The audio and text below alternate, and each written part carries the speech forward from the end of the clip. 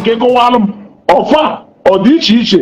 ka ofu ife ka o miru n'ala Igbo then kedu ife ụfọdụ ji eji nwunye were eme ife ọjọọ ụfọdụ were na-eme ezigbo ife ọfọ dị iche iche ibe bụ ọfọ n'ala Igbo abụrụ ibe ọzọ bụ ọfọ anyị na-ene anya abịa n'ụka ọfọ bụ Baịbụl ọfọ anyị na-ene anya abịa na Katọlik ọfọ bụ Blessed Sacrament nya monstrance ibe wụ ọfọ onye ọbụla butere ọgwụ mbute ya enwe ọfọ ya eji wee na-eme gịnị wee na-akọntrol ọgwụ abụ onye anwa bụ ọfọ mana e nwere afọ alụsị dịka nchi wee gwa na obodo ọbụla nwere alụsị enwere ọfọ alụsị mana amalụ na nwoke ọbụla nwere ike nga ya enwerịrị ọfọ maka na ọfọ na-esi ike nga nwoke ọbụla nwere ike nga ya enwe ọfọ maka na ọfọ na-esi ike nga na-eso ọfọ nwoke ọbụla nwere ike nga ya enwerịrị ọfọ o ji ekwu okwu ike nga n'iru na ike nga ọfọ is a symbol of authority. The authority ị nwere to talk to that ikenga, to that alụsị, to ndị ichie for them to listen to you. Ọ dị nnọọ ka fada dị ka masị kịta ọ ya eyi Sudan o yichie o nwere ihe fada na-ayakwasa ọnwụ na fada yi akwa niile fada chọọ ọ ya na-eyi white mana ọ ya atụkwasarịrị gịnị stone fada chọọ ya na-eyi chasuble mana ọ ya atụkwasarịrị gịnị stone. And that is why ị bịa kịta ebe enwere mass ị afụ ndị fada yi sọ sultan mana ba ya eko stone ikolo stone ya na-agbagote n'ọlta ikolo stone ya na participate in the liturgical functions. Ikolo stone you cannot come up to the altar na-agosi olili nsọ soro gbasapụ aka. That stone iwe signify na Igbo wụ ọfọ without ọfọ ya na-ekwu okwu n'iru ikenga. Na onye butegodoro ọgwụ ebute ọgwụ ọgwụ na ibutere ebute ihe arụrụ ya ọfọ. So na ọfa dị iji bụ a sign, a symbol of authority. Iji ekwu okwu ọfa ka ọ ya wee iwe enu ndị ikwu n'iru ha wee maa n'oge bịa. Oge mana kedu ibe tebe anyị jisi ekwu na ejiri nga ọfọ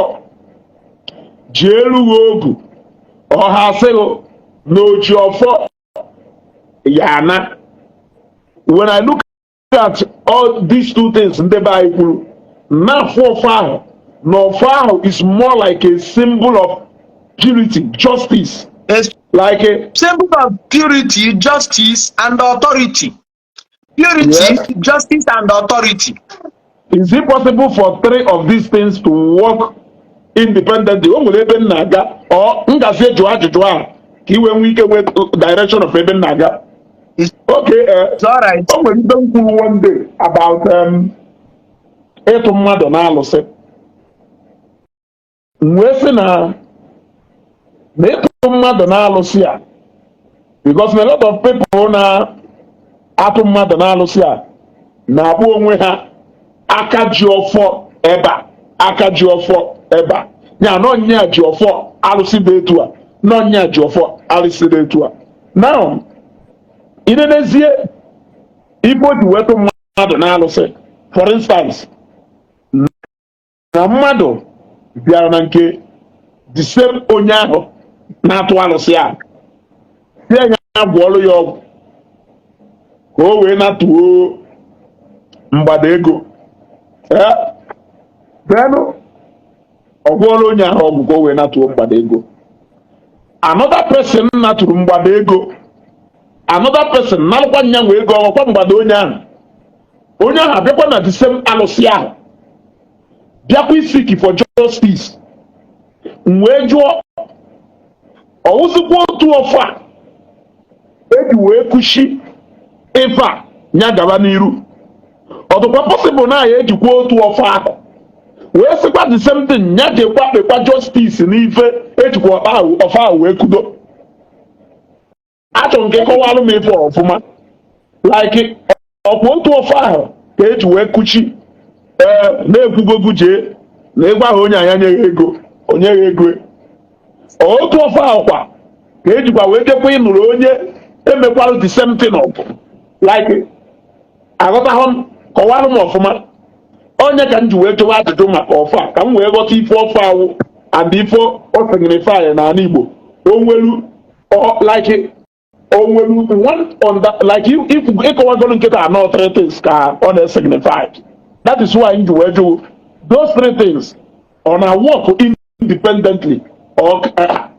iwu awụ na ha na ha ịtọ ya taa work together looking at this example kịta nyelu. Ịma na onwe ihe ngwa unu na-ezizi wee si unu na enwere ndị na-eje ebute ọgwụ. Yes. Enwere ndị na-eje ebute ọgwụ ba bute ọgwụ wee weta ibe a na-akpọ commanding ring. O bute ọgwụ anya nwa ya na-agwazi ọgwụ a iwe ọya na-eme. Yes. And mala amalụ na ọfọ niile a na-ebugharị na Facebook na onye abụ ọfọ a pịrị nyawa ọfọ nyanwa wube nyawa ọfọ ọfọ a esile n'aka nna nna ya wee bịa aka maka na ọfọ ọwụna si n'aka nna nna ya wee baa ya aka ya eji wee kparịa mụ ka ebe nji sị na ya eji wee kparịa mụ maka na iwere ya kparịa mụ ọ bụrụ gị wee onye ife yuzule ndị yuzuli gboo alị ndị nwụchagolo anwụ ndị kacha iwe ụlọ odogwu na mmụọ bụ spiritually ndị nọgo into the spirit ibufere ya bụ ọfọ wee were kparịa mụ la apịagbuo ọfọ egbuo ọfọ ọwụ na ifere eji akụchi akụye wụ ọfọ onye a na-akụchi akụye ji aka ya wee lụ ọlụsi anya mụnwa na onwe m o nwere onye lụrụ ọfọ a na-ene anya ụfọdụ ọfọ ị na-ene anya bụkwanụ ring ụmụ ọgwụ a na-ebute ọfọ ị na-ene anya wụ ring mgbe m na-eme ụmụ ihe ọdịnala anụnwa na-epost ya na soshal midia o nwere onye lụrụ ọfọ mara akpọ onye abụ aba mana ọmụnwa kwupụtara onye abụ n'ọkụ mụnwa merie omebe dibịa wee luo tata dị iwe alụrụ m ya ọgbọ ụmụ ọbụ ị na-ene anya na-alụ abụrụ ọfọ gboo like etu ọfọ ike nga agụ nkwọ nọba awụ ọfọ ịtarịgba bụ ring edede satacha ọgwụ enyeba ring ewetazie da ring eweta isi weluzie de ring kụọ ntu kwudozie de ring n'elu duo isi wee were akwa wee kerie a na-eki ya na-agbụ ya ụdọ etinye ogiri isi wee kwọkiri ya ma ọnụ udene kwọkiri ya ụmụ ibe a na-akwakọ inye ụmụ ibe a na-eki ya elili kegide elili ọ wee gbagote mana ime wọva ahụ ị na-afụ eji eme ntụ na aghọwụ ring eji wee bute ọgwụ mụnwa na-agwa ya ana m agwa ya na-agwa ya beyond all reasonable doubt because abago m iri ime baa anya gagharịcha anya pụta wee fụfụ na ibe a na-eme zikịta na ibe nna m ba ma awụrụ ofu ibe mgbe sịba mba na magharị m ụdị nwa kama m eme ụdị ejemjem ụka nwa iwe mkpọcha sutu nkwuru n'iru oche n'ụlọ ụka were enu ọkwa m na-agụ egwu him so na ụmụ ọfanụ wee ji emechi ntụ na aghụghọ akụchie wụọ ọfọ ọgwụ ebute eji ring commanding ring ịfụta obula ọfọsịa na nna agwa na in 4 days time na ihe ebu inye ike na in 4 days time na Chibuike ya natabịa saa asịsa ọ bụrụ isi ya ifu oji na o nwere ring bụ the commanding ring baji emie ọnya anwa anyị eji ibe eji alụ ọfọ eri ka eji m okwute alụ ọfọ eji okwute eme ọfọ jiri ringi eme ọfọ jiri isi eme ọfọ dị iche n'iche so na onye butere ọfọ kuchie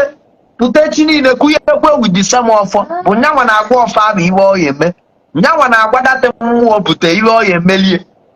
and mmụọ ị na-agwa iwe ọ ya emelie ya enwe ihe ọ na-anaghị ọ ya enweriri iwe ọ na-eriwela anakpu